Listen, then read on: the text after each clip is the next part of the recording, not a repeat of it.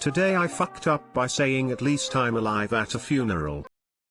As far as social interactions go, I'm about as awkward as it gets. At an event grim and serious like a funeral, multiply that awkwardness 100-fold. As many people do, I have a laundry list of sort of involuntary replies that I'll use when someone says "how you doing?"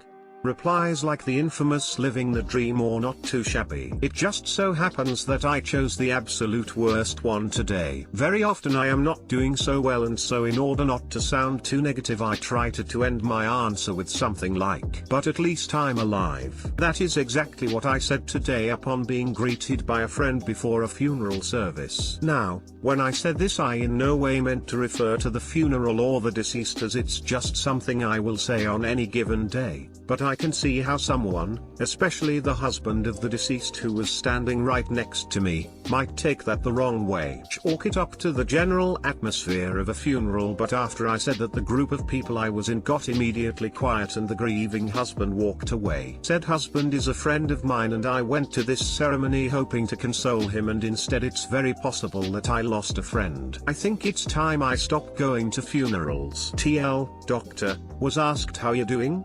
Answered with "not so good blah blah, but at least I'm alive." Instantly realized that this was not something that should be said at a funeral. Now entering my room and never coming back out. Edit, I'm floored that this blew up. On the one hand, it's cool to be internet famous for a day. But now I'm thinking there's got to be one person from that group of people I was talking to that frequents Reddit. Oh well. For an update, I did text an apology to the husband last night. It's currently 1:30 p.m. and I've not yet received a reply, but I'm not going to assume the worst on that front just yet. Edit 2, thank you for the award. That was really cool of you. Much love. At an open casket visitation for a friend's mother. Standing together is me, Jack and Toby in the order. Jack's mother is the one who died. Toby is the youngest of us, and while we are hanging out with our friend trying to show support, Toby accidentally let out the nastiest fart. It was mostly silent, but the look on his face and the movement of his body confirmed what happened. It was the most vile smelling fart ever, and it was concentrated exactly where the three of us were standing. We were maybe 15 feet from the coffin. I looked over at Toby and said, "Dude, WTF, that's the grossest thing I've ever smelled. It smells like someone died in here." We both looked at Jack and we were completely shocked by what I just said. Care to say anything? Jack just burst out laughing his ass off. First time he had smiled since his mom died. Don't worry, life goes on. For you, at least. This is up there with the time when I said "don't worry, she's dead" at a wedding, in reference to the groom's prior wife that the bride's family didn't know about. At my grandma's memorial, my grandfather said, "we should do this sometime again soon." He was, of course, referring to the family gathering, but definitely sounded bad, though it did lighten the mood. If it's any consolation, you may be the protagonist in a BBC comedy. I felt more like the drunk uncle that always says shit trying to be edgy. Today I fucked up by subjecting my mother to audio and photos of me and my partner bumping uglies. Literally happened 30 minutes ago. It's been a long day for my partner and I, and after a bit of bribery things started getting hot and heavy on the couch. One thing leads to another, and before you know it we morph into the beast with two backs. Unfortunately, this is where I went from getting lucky to getting published to my mother. My Samsung phone has a feature where 3 quick presses of the lock button will send an SOS message to nominated contacts. This includes a photo from the front and rear camera, a 5-second audio recording, and a GPS tag. As you can probably guess, I have my mom and my partner listed as my emergency contacts. As we were really getting into it, we must have bumped my phone's lock button in rapid succession, probably quite rhythmically, resulting in my first ever sex tape and my only ever foray into amateur porn. Not quite the audience I intended, but I guess we all have to start somewhere. At the time the message was sent I was probably 3/4 of the way to Nirvana, at which point I receive a phone call from mom. Like anyone can attest, I ain't stopping mid-thrust to have a casual convo with my parents. We carried on as we were, until the second second and third phone call come through. Thinking there must be some emergency, and with me struggling to remain enthusiastic, we abandon our efforts and I answer the phone. Me, hi mom, what's wrong? Mom, you tell me, I've got a message saying you're in trouble. Me, what?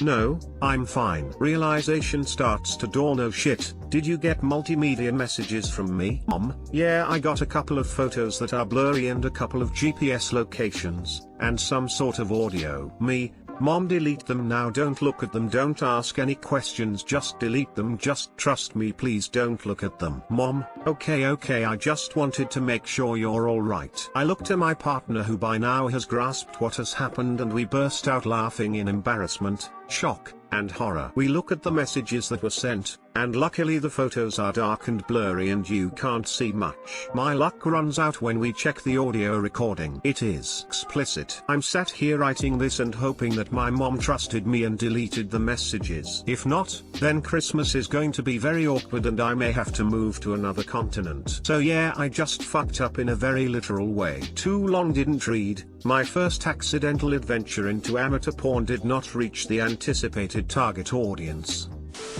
At least now she will never bug you with "So, when are you going to give me grandchildren?" $100 says she will exert dominance by transferring the recording into a Build-A-Bear and giving it to you at Christmas, with a wink and a knowing smile.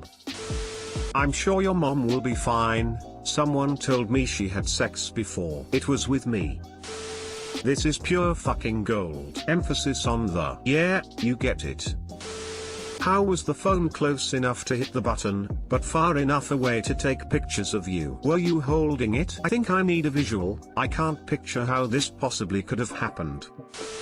Today I fucked up by sending my date to the ER, because she gave me a blowjob. Writing this on phone, so bear with me. Not a monster cock story. So, I matched up with this girl on Bumble, very bubbly and talkative. We set up a date. I suggested we go to this new Thai place. She without taking a second says no. She says that she's allergic. I'm like, oh okay, got you, and we got to this Chinese place. Now I thought she was allergic to peanuts, which is quite common in Thai food, and peanut allergies are also quite common, useful later in the story.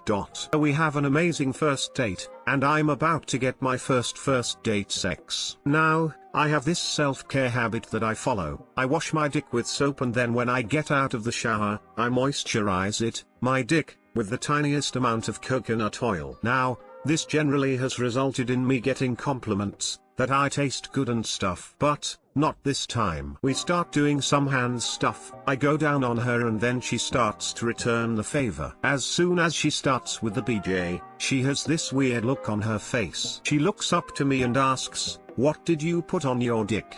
I say a bit of coconut oil. Her face drops. My date, we have to rush to a hospital. I'm allergic and I don't have my EpiPen with me. Me, allergic to MD. Yes you idiot, didn't I tell you this before? Me, you said you were allergic to Thai food. I assumed peanuts. This went on for a bit, then we rushed to the ER. Also I live in Bombay, India, so it was quite hard to explain to the doc why she ingested coconut, social stigma and all. Writing this from the waiting room, where unlike my load she was just discharged. Too long didn't read. Coconut stopped me from nutting while also sending my date to the ER, because she was allergic to coconut. Also if it's an allergy, don't assume, ask. Edit 1, the social stigma is towards sexual activities, not coconuts. Edit 2, those of you who are confused as to why I would put coconut oil on my junk, it's specially made for skin. I do not use the cooking variant, also try it yourself guys. Edit 3, a few of you are asking which coconut oil I use. It's called Coco Soul cold pressed coconut oil. Normally, coconut stories on this subreddit go a completely different direction. This is going to be a hell of a how'd you guys meet story. I wanted to nut, she wanted to nut, but coconut. Question we are all wondering is also what sort of plonker doesn't carry her life-saving EpiPen. I have texted her, let's hope things go well. It was a very casual date, which happened to get sexual, very quick. We were just going to grab food and leave. We both are in our 20s, stupid shit happens. Not a monster cock story, so I thought it would be about your peanut. Tiniest amount of coconut oil confirmed to Shay. I used the nut to destroy the nut. This should have been my too long didn't read.